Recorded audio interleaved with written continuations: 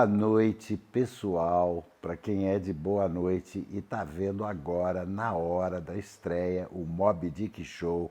Alô, Mob Dickers. Hoje a entrevista é diretamente do Canadá. Nós vamos falar com uma moça chamada Luna Vargas. Moça essa que foi para o Canadá fazer a vida dela lá, trabalhando com cannabis, como educadora canábica. Ela vai explicar para a gente o que é isso, e trabalhando num dispensário como capo de tutti-capi. Ela é a Luna Vargas. Boa noite, Luna. Oi, Ricardo. Bom dia aqui para mim. A gente está com um fuso horário grande, mas dá para ver aqui o dia, né? Mas é um prazer estar aqui no Bob Dick Show conversando com você. Olha só, eu queria que você contasse qual a sua formação e como é que você foi parar aí. Ah, Ricardo, foi assim, eu sou antropóloga, me formei em Ciências Sociais em São Paulo, depois fui fazer meu mestrado na França, e aí eu fiz um mestrado em Mediação Cultural e um outro em Antropologia e Etnomusicologia. E aí eu sempre tive essa coisa da pesquisa, assim. E paralelo a isso, desde o começo da faculdade, eu sempre tive dread por 10 anos, então eu estava sempre muito dentro dessa cultura canábica. Sou, né, nasci em Goiânia, mas fui criada na Chapada dos Veadeiros, então assim, sempre tive um contexto daquelas raves psicodélicas, passei minha juventude nelas. Então eu sempre tive uma pesquisa em paralelo, principalmente com cannabis, pelo fato, mas uma pesquisa da cultura, né? Então fui muito para o Marrocos, Você já quando foi eu morava muito para o na Europa. Marrocos, é isso? Sim, fumar haxixe, saber como é que eles fazem haxixe Há muito lá. tempo? Faz muito tempo Há isso? uns, a primeira vez que eu fui foi em 2007. Olha que coisa, eu nunca fui. Eu fui uma vez para Ceuta, que é do lado do Marrocos. E aí, o motorista de táxi, eu falei, pô, será que você não arrumaria um hash para mim? Ele falou, claro. Eu falei, olha, toma aqui 50 euros, traz um bom hash para mim. Cara, ele voltou com uma bola de golfe, assim, de hash, gigante, maravilhoso. Agora, pô, você deve ter vivido altas coisas, altas experiências no Marrocos. Mulher, você foi sozinha? Eu fui a primeira vez, não, eu fui com várias pessoas, assim, para você ter noção, quando eu morava em Paris, você consegue uma passagem em Paris, Marrakech, naqueles voos baratos, de 20 euros. Então, assim, e é quente, né? Então, quando chega essa época de inverno, que fevereiro, que é, tipo, super depressivo nesses países do norte, a melhor coisa que tem é dar uma fugidinha. Também fui para Jamaica, há 10 anos atrás, também não era legalizado, né? Era um outro esquema que é hoje. Então, eu paralelo, né, a minha pesquisa na área da cultura, eu tinha essas pesquisa pessoal, assim mesmo, de viajar e de conhecer mais a cultura da Uma cannabis, tal, pesquisa empírica, Califórnia. né? Uma pesquisa livre, digamos assim. Aí você foi para o Canadá depois de se formar antropóloga para viver uma experiência num país em que a cannabis é legalizada. E aí você foi para trabalhar nesse mercado. E onde é que você se inseriu? Como é que você de repente começou a fazer o que você faz hoje? E por favor, conta para as pessoas o que você faz hoje. Assim, quando a gente vai contar uma história, né, a gente parece que é sempre tudo muito direto e simples, mas assim, é bem complicado o caminho, não é tão simples assim. Então, eu estava no Brasil, já estava trabalhando com cannabis no Brasil, eu morava em Salvador, e aí eu saí de Salvador porque eu queria vir para cá para pegar essa transição, como uma experiência social mesmo, em 2018. Então eu queria estar aqui no momento, né, que uma sociedade proibicionista abrisse e legalizasse. Era isso que eu queria experienciar. E aí, quando eu cheguei aqui, eu comecei a ir em todas as conferências que tinha aqui. Minha ideia no início nem era ficar assim, eu queria mais estar aqui por um tempo, mas assim, nem imaginava ficar, vim sem visto, sem nada, assim, vim visto de turista. E aí, quando eu cheguei aqui, que eu vi tipo, a indústria da cannabis, várias conferências com pesquisadores, com cientistas, aqui em Vancouver, né, que é a cidade que eu moro, que é na costa oeste, tinham mais de 100 dispensários na cidade, já funcionando antes da Mas legalização. o E maconheiro aí aí, no Canadá é estigmatizado? olha, assim, o trabalho que a gente faz é justamente esse, né, de diminuir o estigma. Mas, assim, aqui os canadenses, eles são uma galera legal, sabe? Assim, tipo, em geral. Tem estigma, né? Assim, às vezes eu falo com médicos, às vezes que eu trabalho com cannabis. Então, assim, não é uma sociedade sem estigma, mas as pessoas são bem respeitosas, assim, em geral, né? Mas eu também estou num meio muito canábico, então também fica assim, eu não conheço pessoas conservadoras canadenses, né? Mas aí nesse processo eu me apaixonei pela indústria, assim, eu falei, a primeira vez que eu lembro assim que me bateu uma coisa assim, quero ser isso, foi uma vez numa conferência que eu vi uma roda de mulheres e nessa roda elas estavam falando do trabalho delas na indústria, elas tinham lojas, né, de cannabis aqui, que fundadas por mulheres, e aí quando eu vi isso, eu falei, nossa, que máximo, quero fazer parte disso, assim. Por Foi a primeira vez mulheres, que eu é? falei, Porque esse universo sim, nosso canábico é muito machista, né? muito machista, muito dominado pelos homens também, por várias questões históricas também, né, sempre pelo perigo que envolveu, né, de prisão, mas também, né, sempre tiveram várias mulheres, mas lógico numa dimensão menor. E aí, assim, para mim estar aqui e ver as mulheres liderando, falando sobre cannabis, foi assim incrível, assim. E a segunda coisa que em outra conferência que me fez né, querer ficar aqui foi assistir uma palestra onde o doutor Ethan Russell, que ele é um pesquisador aqui dos Estados Sensacional o Unidos, Ethan Russell. Vejam o site dele que vale a pena, Ethan Russell, de terpenos e o cacete. e ele foi nessa conferência explicar o que era o sistema endocannabinoide, que eu já tinha ouvido falar, mas eu nunca tinha escutado assim uma aula sobre isso.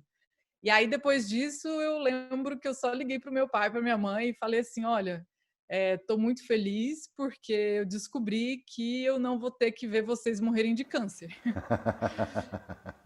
E assim, porque assim, sabe, é incrível você estar numa conferência que você encontra assim 8 pessoas, desde criança de 5 anos a pessoas de 80, 90 anos que curaram de câncer com cannabis, assim. É uma coisa que eu nunca tinha visto isso antes. E aí, a partir desse momento, eu resolvi ficar. Tem um cientista E brasileiro que trabalhou com Rafael Michulan, né?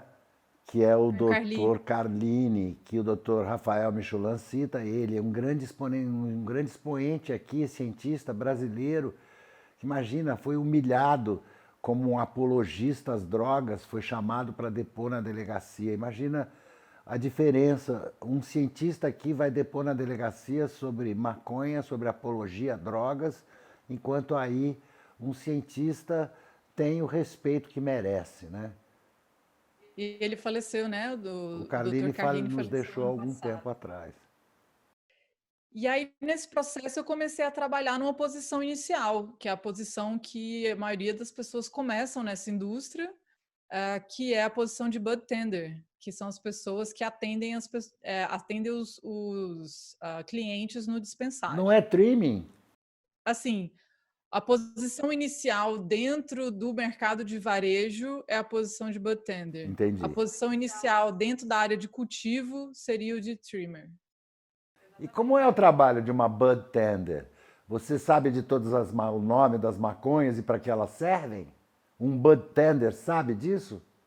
De preferência, sim. Assim, são várias variedades, né? Assim, na loja que eu trabalho hoje, a gente tem pelo menos umas quase 100 variedades de cannabis. Olha, então foi aí que você percebeu que as pessoas estavam fazendo uma coisa que elas não sabiam o que era.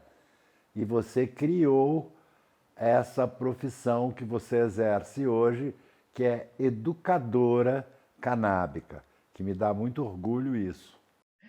assim, normalmente, né, as pessoas falam educação canábica pode ser assim, tem pessoas que fazem um blog, que são educadoras, né? Eh, mas aqui na parte de varejo, de trabalhar em loja, até hoje que eu sei aqui em Vancouver, eu sou a única que sou contratada como educadora canábica e pesquisadora, curadora, né? Eu faço a curadoria dos produtos Ah, quer dizer da que loja. antes de chegar na loja passam pelos, pela sua prova? É. Não, é assim, porque como você falou, assim, quando eu entrei nesse espaço, assim, principalmente da parte de varejo, e que ele já estava começando, não eram mais os dispensários, sei lá, locais e com pessoas que já eram da indústria. Começou a entrar várias empresas querendo investir na indústria da cannabis. Certo. E eu comecei trabalhando numa grande empresa aqui, e essa empresa, o foco dela não era assim cuidar do cliente e ter a melhor informação. O foco dela era assim ser tipo um Starbucks da cannabis. É o que o presidente falava. Ele quer ser um lugar que a pessoa acorda, vai lá, pega um café, pega um pré-bolado, né, um baseado e sai na rua. Então eles queriam ter essa dinâmica de passe e pega, assim. No dispensário você não fuma, não é que como na Holanda. Você não vai no dispensário e acende teu beck lá e fala, não, esse é bom, esse não é. Tem isso no dispensário? Não, não.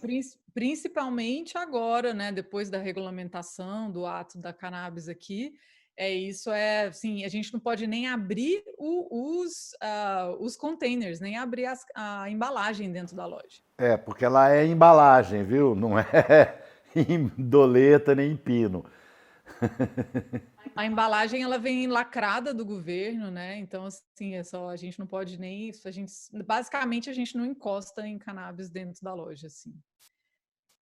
E aí, nesse processo que eu comecei a entender qual era a dinâmica, assim, e vendo muitas pessoas novas entrando nesse espaço para atender pessoas. Só que o que a gente chama assim de recreativo, né, ou uso adulto, na verdade, todo mundo que vai num dispensário está querendo alguma coisa por uma questão médica. Então, assim, a maioria das pessoas que eu atendo, digamos assim, vai perguntar: eu quero alguma coisa para insônia, eu quero alguma coisa, sei lá, para relaxar, eu quero alguma coisa para ansiedade. É sempre um problema médico, só que inventaram essa distinção, né, entre cannabis medicinal e cannabis recreativa, adulta. É, não existe Então, maconha assim, medicinal, desculpa, aluna. O que existe é o uso medicinal da maconha. Não existe não, eu maconha acho, eu acho medicinal e maconha Eu acho recreativa. que eu acho que cannabis não tem né, maconha medicinal, a cannabis ela é medicinal e ponto, assim, independente da sua intenção com ela, assim. Certo. Porque a pessoa pode estar ali, eu estou indo numa festa para ficar muito doido, mas isso não impede de que o THC está conectando lá nos receptores CB1 do sistema endocannabinoide dela. Isso é medicinal. Então, independente da intenção, a cannabis é medicinal, ponto. Agora, fazer essa distinção, que é muito baseada na lei, né? Assim, a lei, ela, como já tinha um mercado médico, eles, então vamos criar o recreacional, e aí fica essa confusão. Mas, assim, na prática, o que a gente vê na prática, quando se atende as pessoas no dispensário, é que as pessoas basicamente estão procurando por coisas medicinais. Assim, a gente tem produtos como os produtos tópicos, né? Os produtos de passar na pele. Para que vende produto tópico num dispensário? Isso não é recreacional. Você vai passar um produto tópico para quê?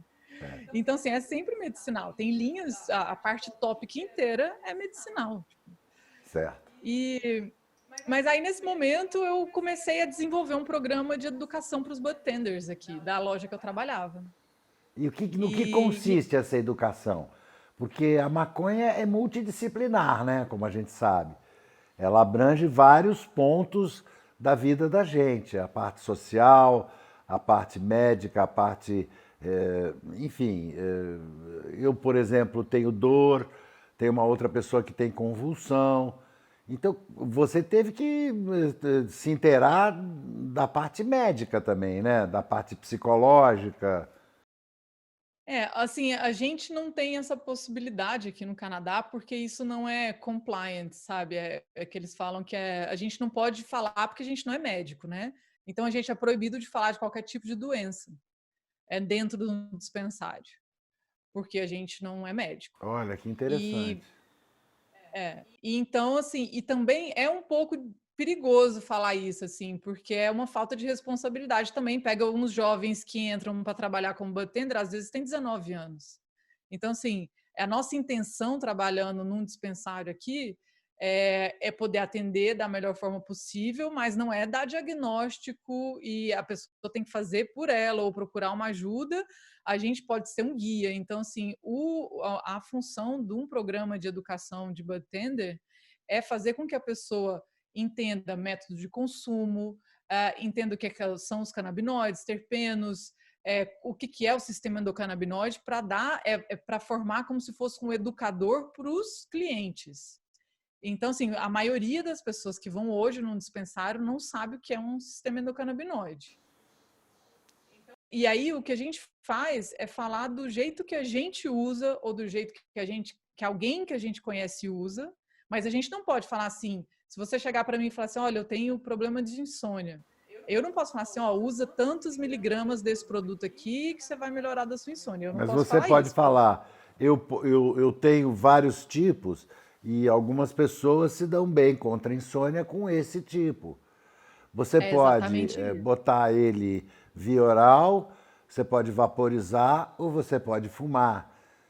Cada um vai fazer um efeito de uma determinada forma no seu organismo. O ingerido oralmente vai demorar mais para fazer efeito, mas o efeito vai ser mais duradouro.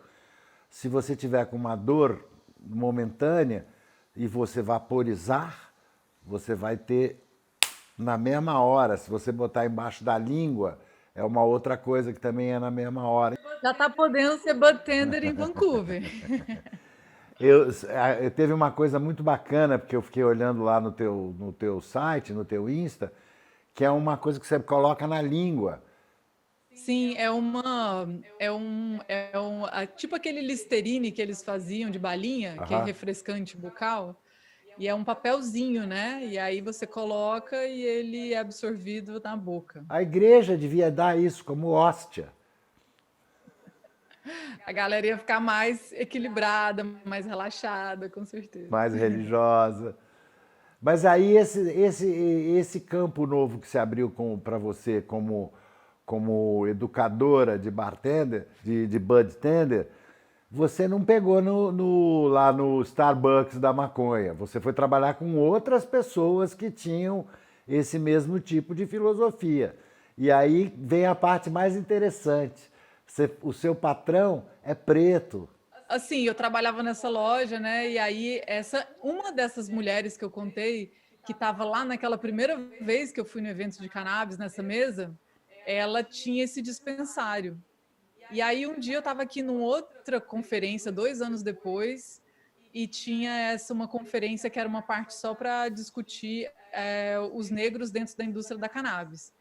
E era um dia assim, tipo, começava às 7 da manhã, das 7 às 9, numa neve desse jeito que está aqui atrás, caindo muita neve, e muito frio. E aí eu falei, ai, nossa, que preguiça. Eu falei, não, vamos lá para ver a discussão, né? E eu sempre tive envolvida com o movimento negro, com o movimento antirracista. Eu jogo capoeira Angola desde que eu tenho, tipo, 17 anos e Olha, morava em que Salvador, né? barato. E meu namorado é negro também, então eu sempre tive envolvida com essa questão política. E aí eu cheguei nesse lugar, estava ela, que é branca, ela é sueca, e o marido dela, que é das ilhas daqui, né? Que tem muitas pessoas aqui. Os negros do Canadá normalmente vêm das ilhas aqui perto do México. Ele é de Trinidad e Tobago. E aí eles estavam lá e ela falou assim: sempre te vejo por aqui, sempre te vejo no Instagram, eu vejo você falando em português. Eu não entendo nada, mas eu gosto de te assistir e eu tenho certeza que você tem alguma coisa para falar para mim. E aí eu falei, tenho. Aí eu fiquei com ela 1 hora conversando, e aí depois disso, no outro dia, ela me mandou uma mensagem. Ela falou, quanto você quer ganhar e o que você quer fazer e quanto você quer ganhar na minha empresa. Aí eu falei, bom, agora vai começar a melhorar. E aí eu fui para trabalhar com esse pessoal, são assim, uma família assim, maravilhosa, e as filhas, 2 filhas deles também trabalham na empresa. É uma empresa que ela é bem conhecida aqui por ser super engajada nas questões de justiça social, principalmente nas questões negras e de mulher também na indústria.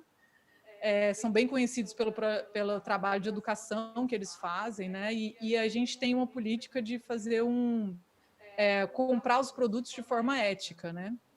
Então a gente quer saber se as empresas pagam bem, ou respeitam, ou contratam pessoas negras, ou contratam mulheres para cargos, né, importantes.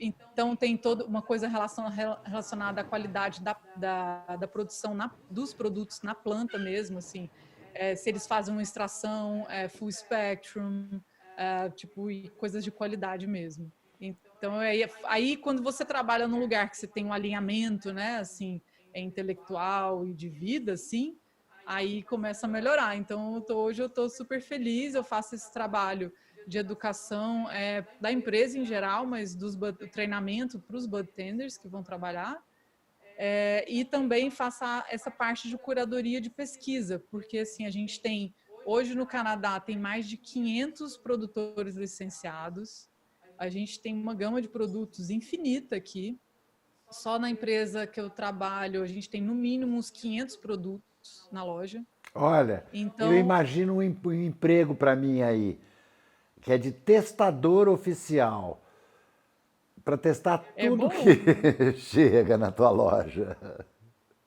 A gente acaba tendo que fazer isso, né? Porque assim, a Ah, gente não tem como vender uma coitadinha. coisa se você nunca experimentou. A pessoa fala, o que você sente com essa flor? Então você tem que pelo menos conseguir descrever ou falar alguma coisa. E aí vai muito da experiência, né? Então a gente Coitadinha, troca que muito experiência. emprego péssimo. Olha só, então agora eu queria passar a nossa conversa, agora que você já contou quem você é, o que você faz aí, em que empresa, de que forma a tua empresa toca o trabalho, eu queria te perguntar sobre aqui, sobre o Brasil. Eu queria te perguntar o que você acha de óleo artesanal, o que você acha de pessoas que vendem óleo, que óleo é esse que chega aqui no Brasil para nós comprarmos? É um óleo de cannabis? É um óleo de quê? Eu sempre, assim, quanto mais você estuda cannabis, quanto mais você entende de cannabis, mais sério você sabe que e a responsabilidade que é lidar com isso, assim.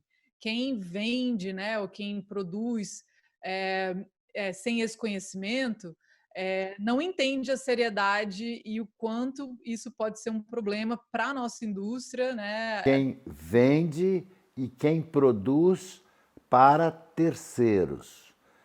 Quem produz para si não está incluído entre essas pessoas que você está falando, mas continua. Não, isso, eu estou falando na parte de comércio, né? Porque nós Então, estamos assim, falando num país onde o negócio da maconha é legalizado. Então, para você vender maconha, você tem que dizer o que é que tem ali. exatamente. Então, assim, quando eu comecei a falar um pouco mais, né, assim, eu sou uma pessoa, como eu te falei, eu sou muito da área da pesquisa, então meu negócio é backstage, assim, eu gosto de analisar, minha pesquisa é muito de eu entrevistar e tal. Então, quando eu comecei a falar no Instagram sobre cannabis, foi muito por uma revolta, assim, sabe, assim, quando eu vi a portaria da Anvisa saindo, e a classe médica em geral e as pessoas mais proeminentes da indústria da cannabis do Brasil se colocando a favor, achando que isso era um passo importante, que agora sim. E aí eu falei, gente, tá alguma coisa errada e eu não estava vendo tanta gente falando disso, do jeito que eu acredito. Então eu comecei a falar. E aí, nesse momento, começaram várias pessoas a me mandarem assim um potinho assim com óleo dentro e falava tipo, minha mãe tem câncer, quanto que eu dou para ela desse óleo? Aí eu falei, caralho, tipo, cortar o caralho, né? Aí eu falei, nossa, como é que a gente vai fazer para, como é que eu vou fazer para tentar ajudar essas pessoas que estão ali no momento de desespero, que tem ali na mão um óleo que ninguém sabe o que, que tem dentro, da onde veio, de que material que foi feito. E eu fiquei muito assustada assim, até hoje eu recebo isso, assim, mas acho que consegui já começar a educar pelo menos um pouquinho o meu público, assim. E aí eu resolvi, depois disso, fazer uma cartilha, porque eu queria dar essa autonomia para as pessoas, assim. Eu sou, né, na minha linha, assim, de vida e pesquisa, eu acho que a autonomia é uma coisa super importante. Eu acho que o que a medicina ocidental fez durante esses mais de 100 anos, né, foi tirar a autonomia do nosso próprio corpo, da gente, fazer a gente Escravizar a delegar gente, né, ao grande conhecimento de alguém de cima. É sempre assim, de cima para baixo, né? fazer a gente delegar a nossa saúde para uma outra pessoa que não conhece, que não sabe, e ao mesmo tempo isso faz com que as pessoas parem de se perceber, que isso é uma realidade, né? Assim, as pessoas, você fala, como é que você está sentindo, o que, que você sente, ou o que, que você quer, e a pessoa fala, o que o médico mandar eu vou fazer. Então, e aí nessa ideia e pela falta de informação também em português que tem sobre isso, e essa coisa da língua é um problema, porque a maioria das coisas estão escritas em inglês, né? Eu fiz uma cartilha porque eu queria que a pessoa fizesse 7 perguntas para qualquer médico ou para qualquer terceiros que estão vendendo óleo e conseguisse entender se aquele óleo era de qualidade e era seguro ou não. Gente, eu li a cartilha dela, é um trabalho primoroso, é um trabalho que é necessário para quem quer começar a perguntar sobre maconha, tem que ver a cartilha da Luna Vargas, que está disponível no site dela, no link above. E aí, a minha ideia com isso era que as pessoas conseguissem, assim, entender o que era o sistema endocannabinoide, que elas conseguissem ir no médico e fazer as perguntas, né? Porque como eu sou pesquisadora, tudo começa de uma pergunta, né? Então, e a gente sempre vai terminar a pesquisa com outras perguntas. Então, eu acredito que pergunta é a grande coisa que a gente tem que ter, assim. Eu resolvi várias das minhas perguntas, mas cada vez que eu estudo mais, eu tenho muito mais perguntas. Então, assim, e aí essas são as perguntas básicas. São 7 perguntas básicas para você conseguir entender um pouco do que é a ciência da cannabis, qual é a diferença, né, da cannabis para a medicina, né, alopática, por exemplo, e para conseguir principalmente ter um produto de qualidade com segurança, assim, porque a cannabis, a gente que trabalha nessa indústria, a gente que gosta, né, da cannabis, e que quer que isso, né, seja legalizado e espalhado pelo mundo como uma forma de melhorar, né, a qualidade de vida de milhares de pessoas, milhões, eu acho que a gente tem essa responsabilidade, assim. Se você usa um óleo que tem metal pesado, ou que está concentrado ali com metal pesado, pesticida, amônia. Como é que você sabe que o óleo ou a maconha que você está comprando para o seu dispensário não foi plantada com adubo químico, não tem agrotóxico, não tem chumbo, não tem magnésio, magnésio não, é bom que tenha, não tem alumínio, enfim, não tem veneno. Porque a maconha é uma planta acumuladora, né, Luna? Ela chupa tudo e reserva tudo, é que nem brócolis. Brócolis também, puf. Assim, ela concentra tudo de bom e tudo de ruim que tiver no solo, né? Então, se tiver, né, um solo ruim, vai estar tudo ali concentrado na planta, e quando você faz a extração, você está concentrando ainda mais. Então, assim, a forma que a gente. Só tem uma forma da gente saber a qualidade da planta, que é fazendo um teste laboratório que a gente chama de certificado de análise. E isso todo produto tem que ter, e não só todo produto, mas cada lote do produto.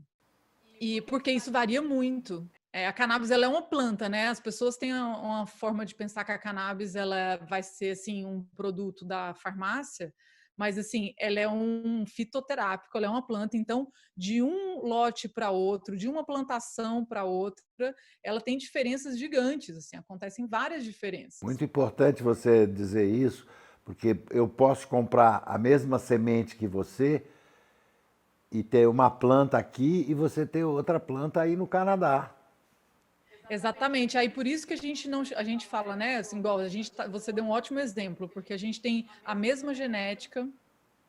Aí eu vou plantar aqui, você vai plantar aí. Eu estou aqui no Canadá nesse climinha aqui que vocês estão vendo. Tão lindo que passa um Vocês estão trenzinho atrás aí de vez em quando. é o metrô que passa aqui. E você tá aí, tipo, nos trópicos do Rio de Janeiro no verão. Então, assim, a expressão, né, que a gente chama de fenótipo, a expressão dessa planta, ela vai ser diferente. Além disso, tem a água, tem a terra, tem o fertilizante, tem tudo mais, tem a música que a gente vai colocar para a planta, vai ser diferente. Então, tem uma série de fatores que vão fazer com que a planta, aquela genética, se expresse de outra E forma. mais ainda, E aí, são por isso, indivíduos diferentes, porque são duas sementes diferentes. Pode ser o mesmo, assim, somos brasileiros, então eu sou brasileiro e você é brasileira, mas nós somos tipos físicos diferentes, entendeu?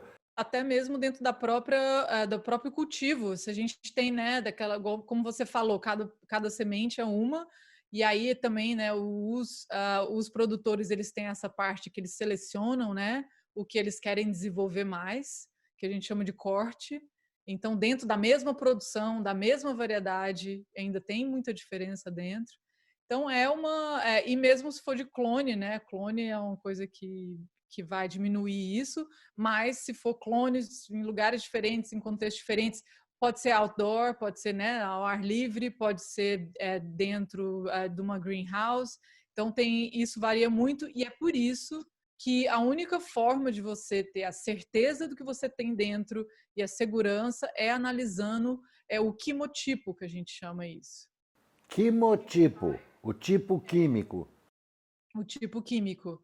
E isso é fazendo análise do perfil de canabinoide, do perfil de terpeno, dos resíduos, né, caso tenha sido feita alguma extração com solvente, dos metais pesados e dos micro-organismos também, assim, que pode criar ali.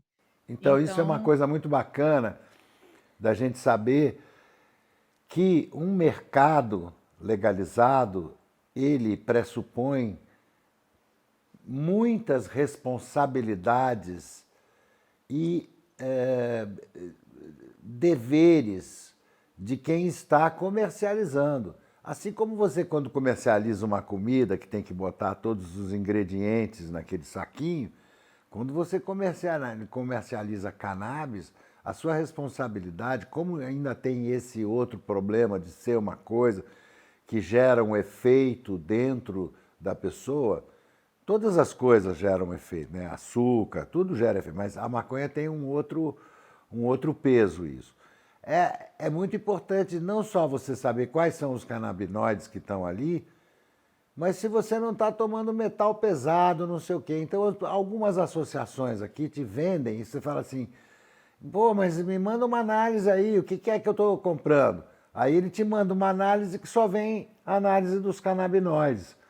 Não é aquele coa, como você está falando, que coa mesmo o negócio.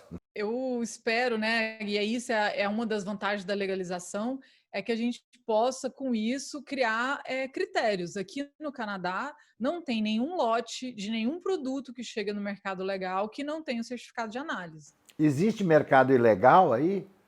Existe um grande mercado legal, ele ainda é pelo menos 70% do mercado, ainda é ilegal, e o grande motivo para isso foi a dificuldade dessa transição, porque ela é muito cara. Então, foi feita a legalização de uma forma que os grandes tiveram oportunidade muito maior do que quem já estava aqui fazendo isso há muito tempo. Aí você chamou a atenção para um outro assunto que nós vamos falar ainda daqui a pouco, que é a parte assim, do que tem que fazer, do que tem que existir como reparação social dentro de uma legalização e o que tem que existir de desencarceramento e, enfim, toda essa parte aí de reparação histórica que a gente tem que falar. Mas continua falando o que você estava falando, desculpa que eu interrompi, mas é muito importante isso que você está dizendo. Uma indústria legal, e o grande problema do consumo da maconha no Brasil é porque não existe uma indústria legal, né? A pessoa que vai lá comprar o remédio dele não sabe o que ele está comprando. Isso é o nosso problema. E é um problema muito, assim, baseado em hipocrisia, né, assim, falando aqui, porque, assim, todo mundo fuma maconha há milênios, então aí proibir isso, e tem essa questão histórica muito grande do proibicionismo, da propaganda massiva, né, que a gente por isso que esse trabalho de educação, ele é importante não só, né, assim, dentro desse meio que eu faço, que é a parte do varejo da cannabis, mas em qualquer área, se você tudo que você quiser criar de cannabis, você tem que fazer uma parte de educação. Você tem que ensinar as pessoas sobre o seu produto, ensinar sobre cannabis, porque assim, não, a gente passou 100 anos sem poder pesquisar, sem poder falar basicamente de cannabis, né?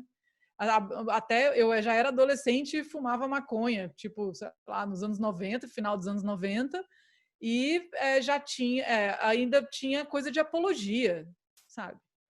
Então, isso não tem muito tempo. Em 86 eu fui preso porque eu dirigi uma peça chamada A Maconha da Mamãe é a Mais Gostosa, do Dario Fo, que é Prêmio Nobel de Literatura, em 97.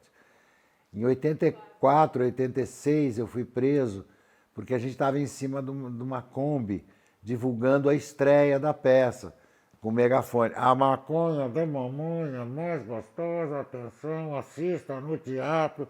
Ah, preso, todo mundo para cá, para a delegacia. Tivemos que chamar advogado para poder estrear a peça. Mas para você ver, eu fumo desde 1968. Eu fumava, eu era só maconheiro. Agora que eu sou um paciente de maconha medicinal, mas eu era um maconheiro símbolo. Sofri várias discriminações por isso. Eu acho muito incrível, assim, essa, né? A gente estava falando desse momento de hipocrisia, assim. Eu acho muito incrível também, assim, porque eu acho que a gente falta um suporte da categoria médica em geral, né? De entender a cannabis, assim. E você falou esse negócio do teatro, eu fiquei pensando aqui, eu falei, imagina para você que é, né, um teatro, ator e tal, se alguém virasse e falasse assim, olha, Shakespeare não é mais a referência. Existiram lá há mais de 2.000 anos antes de Shakespeare uma ideia lá sobre um cara na China que ele é o cara do teatro e foi a partir dele que o mundo virou completamente diferente e isso revolucionou o teatro, só que você não sabia que isso existia. Imagina você descobrindo um outro cara do teatro, de uma outra linha que você nunca viu, você vai falar assim, não, espera aí, deixa eu ler esse cara, é da sua profissão, você tem interesse nisso. E aí, assim, pegando o meu também, assim, né, pensando na sociologia, assim, sociologia, ela é, né, bem eurocêntrica, baseada lá em Marx, Weber e Durkheim, né, cada um ali de um país da Europa, e aí, se falasse assim para mim, não, agora lá no Vietnã tem um pensador social que é tipo o cara, pô, eu vou lá ler o cara. Então, assim, alguém fala para o médico que existe um sistema endocannabinoide e a galera não quer dar um Google, sabe, para entender o que é. Um negócio que revolucionou e está revolucionando a medicina. Agora eles estão ligados, perceberam que é um mercado, a Big Pharma, principalmente estrangeira, multinacional, está de olho no mercado brasileiro. A Big Pharma é uma das responsáveis pela não legalização da maconha no Brasil, porque se legalizar eles param de ter mercado aqui e nós vamos começar a ser players. E aqui não tem o que tem aí, que é esse branco, não tem que cultivar dentro de casa, pode cultivar. Mas você falou de uma coisa um pouco atrás, que eu queria voltar no assunto, que cada planta é diferente. Agora, existe um método que amanhã, inclusive, eu vou entrevistar uma pessoa, que é micropropagação dentro de laboratório. Isso não faria uma padronização desse lote? É uma das formas também, mas assim, a gente tem que lembrar também, eu acho que todas essas iniciativas e pesquisas e direcionamentos para isso, eu acho muito válido, mas assim, a gente tem que pensar que a cannabis, ela não é uma planta, é, ela é uma planta complexa, né? Ela é mais complexa que várias plantas, ela tem mais de 500 componentes. Então, assim, e sendo que esses componentes mimetizam nossos componentes, né? Do nosso corpo. Então, isso é uma coisa muito. É bom você ter dito isso. Mimetizam os nossos componentes. Quer dizer, desde que o homem é homem, desde que o mamífero é mamífero, existe o sistema endocannabinoide e a gente já tem a maconha dentro do nosso corpo, as anandamidas e é a maconha que existe que o nosso corpo fabrica. É um processo coevolutivo, né? E as plantas estão bem primeiro que a gente nesse mundo, e aí a gente vai coevoluindo aí, né? Mas com certeza os endocannabinoides, né? Os que são endógenos do nosso corpo,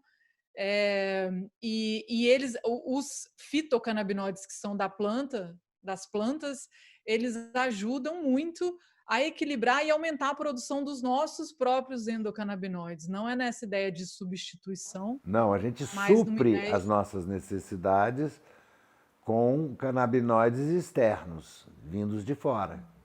Mas a gente, assim, eu acho assim, tem várias linhas de pesquisas e de atuação e muita coisa da tecnologia vai ajudar muito nesse espaço, principalmente nos estados legalizados, né? A gente está aqui, o Canadá é o segundo legalizado federal do mundo, né? O primeiro Uruguai, mas assim, e aí agora que a gente está conseguindo ter pessoas, pesquisadores da indústria dentro das universidades, conseguindo ter esse tipo de pesquisa maior. Mas então, para satisfazer os nossos queridos maconheiros de plantão, eu queria saber se você tem alguns produtos aí do teu dispensário para poder mostrar para as pessoas como é a embalagem, como é que vem e tal. Você tem aí? Tem, eu vou buscar. Oba! Eu tenho tanta coisa. Caraca, meu! Como é o nome da loja? Village Bloomery. Village Bloomery. Bloomery. Acho que eu vou ficar em pé aqui, que eu acho que é mais Tá fácil bom. eu. O que é essa garrafa aí?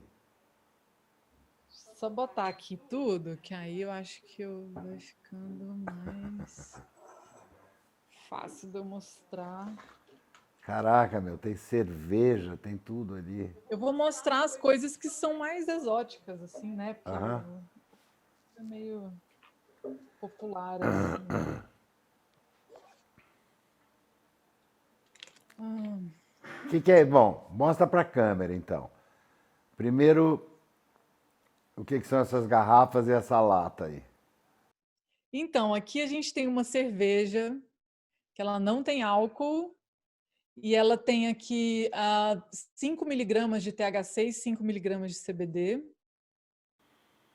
Essa é uma cerveja, assim, é muito bom, eu acho, que para as pessoas, né, que não querem consumir álcool, tem a possibilidade, porque a bebida ela é muito sociável, né? Isso equivale A a quantos gente, baseados essa cerveja? normalmente as bebidas elas vêm numa porcentagem muito baixa, porque as pessoas, os produtores, eles não querem que você vá numa festa e tome uma bebida, porque normalmente você vai numa festa e tome 4, né? Pelo menos assim. Então, eles fazem uma dosagem muito baixa para você ter essa possibilidade de passar uma festa bebendo. Assim. Essa aqui, por exemplo, é menos ainda. Ela é feita de uva, como se fosse um vinho frisante, e ela tem 2,5 miligramas de THC e 2,5 de CBD. Então, normalmente as pessoas começam a ficar chapado, ficar intoxicado, como diria aqui, com tipo 3, 5 miligramas. Então, às vezes, uma dessa você nem fica, então teria que beber tipo duas. Eu sou muito sensível aos comestíveis, tudo que É é ingerido palha, em geral. essa cor de rosa aí é palha. Ah, não gostou É não? palha. Essa aqui também é a mesma coisa, ela tem 2 miligramas de THC, uma latinha Palha. com 2. Aí a gente tem, tipo, os gummies, que são tipo essas balinhas aqui. E aí cada uma dessa aqui tem 10 miligramas de THC. 10 miligramas? É. Essa já é mais barra pesada.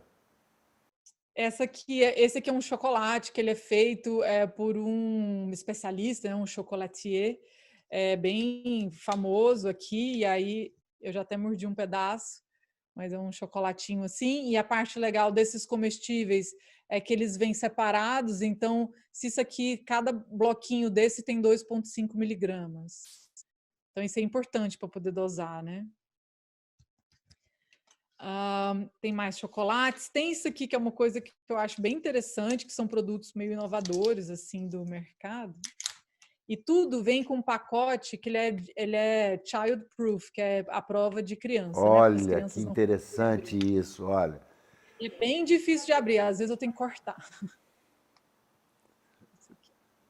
E aí ele vem com 2 sachês desse aqui, cada um com 10 miligramas de THC, só que ele é solúvel em água. Então, se você tem qualquer drink, um suco, ou qualquer coisa que você quiser acrescentar 10 miligramas, você abre isso aqui, mistura no drink e está pronto. Que No chá, por maravilha, exemplo. que maravilha.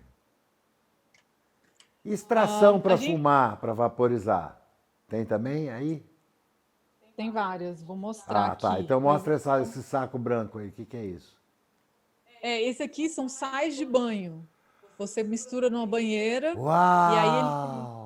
ele tem 100 miligramas de THC, 100 miligramas de CBD, tem um cheiro maravilhoso. E você toma um banho, é super relaxante. Ele vai ser absorvido, você não fica chapado, mas ele vai ser absorvido pela pele e também pela mucosa. E isso aqui, para mim, nas minhas TPMs e cólicas, é a melhor coisa do mundo. Nossa senhora, isso aí, poxa, eu tenho que mandar importar esse negócio aí para Marília. Ou então você tem que me dizer como é que faz que eu vou fazer aqui. Vem me visitar. Esse negócio de TPM aí é um caso muito sério. Esse aí é o quê? É um lubrificante? Não, eu tenho lubrificante aqui, tem supositório, mas esse aqui eu comprei no Oregon. Ele é um palitinho de dente com 10 miligramas de THC. E você bota ele na boca aqui, fica chupando e no final você fica high. E aquela coisa de cafajeste, né? De andar com aquele palitinho no canto da É boca. muito discreto, né? Eu gosto desses produtos assim que são bem discretos. Ninguém nunca vai imaginar que ele está infusionado. Só para você também ter um pouco de noção das embalagens. Tem embalagens bem comuns assim. Essa aqui é uma que eu gosto muito, que ela é uma lata de sardinha. E o que E tem ela é aí embalada dentro? tem 3,5 gramas de cannabis. Tem flores? Flores aqui dentro. E a vantagem dela ser nessa lata é que ela é embalada com nitrogênio. Então, o nitrogênio ele preserva mais, porque ele é mais pesado que o oxigênio. E aí, por isso, dentro da caixinha vai ficar o nitrogênio e aí o oxigênio é o que oxida, né, os componentes da planta. Se você colocar aí dentro, além de estar no escuro, você vai parar o processo de cura com o nitrogênio, porque vai parar o oxigênio dela. Esse aqui é uma que a gente chama de live rosin. É uma extração de cannabis feita com bubble hash, que é feita com gelo, né? Aquele que é com gelo e água.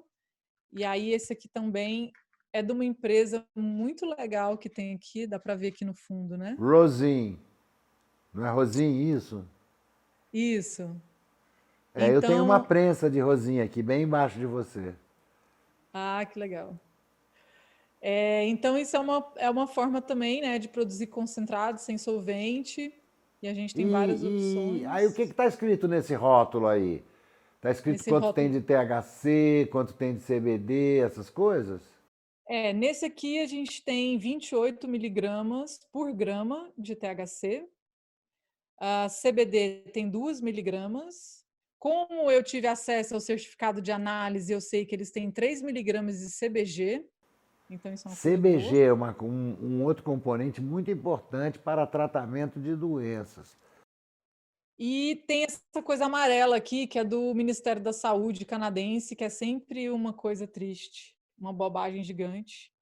E que nunca tem, assim, tipo, a cannabis pode te dar esquizofrenia. Sabe, tudo que não tem comprovação científica, Eles botam mas que nesse papelzinho amarelo. eles fazem questão de colocar aqui. Aí é engraçado que para qualquer outra coisa que a gente tem que fazer, a gente tem que ter muita comprovação, mais do que tudo na vida, e para eles colocarem essa tarja amarela gigante aqui, falando coisas que não tem zero comprovação. Olha, quer dizer que é assim em todo lugar, né? Esse é um creme transdermal. Então, ele, diferente dos outros que não absorvido, que não, você não fica chapado pela pele, esse ele tem químicos que fazem absorver. Então, eu que tenho um problema de nervo ciático, eu uso isso aqui, é uma maravilha, assim, ajuda muito com a minha dor. Aqui a gente tem uma tradição no Moby Dick Show e a gente sempre pergunta no final da entrevista para quem ou para o que você liga o foda-se. Eu tô ligando foda-se para quem acha estranho, ruim, ou tem algum tipo de preconceito de eu falar de supositório nas minhas redes sociais, porque supositório é uma das formas mais efetivas de consumo de cannabis, principalmente para quem tem algum tipo de doença, como câncer, por exemplo, ou para nós mulheres que temos problemas de endometriose, cólica. Não tem médicos falando sobre isso na internet em português hoje, pouco inglês, mas é por isso que eu ligo foda-se para qualquer pessoa que achar que supositório anal ou supositório vaginal não pode ser falado. Eu faço questão de falar isso porque me ajuda com as minhas cólicas, me ajuda com a minha dor de coluna. Então eu acho que a gente tem que ter, se fosse ser eu essa pessoa para poder falar sobre isso, estamos aqui. Muito obrigado, querida. Foi muito esclarecedor. Eu quero que você me convide um dia para fazer uma live contigo aí no teu canal canadense. E assim que tiver calorzinho aí e eu tiver vacinado, eu vou aí te visitar. Tá bom? Com certeza, vai ser um prazer te receber. Também quero visitar suas plantinhas no Rio de Janeiro. Quando vier aqui, bicho, aqui é a tua casa. Tá? Obrigada. Então, Moby Dickers, esse foi o Moby Dick Show de hoje. Eu espero que vocês tenham curtido, aprendido. Vejam, revejam, vão lá ler a cartilha dela, que é muito importante. É uma informação básica. Mesmo quem seja cascudão e maconha, é bom dar uma lidinha. A minha esclareceu e olha que eu fumo desde 1968. Um grande beijo para vocês e fodam-se.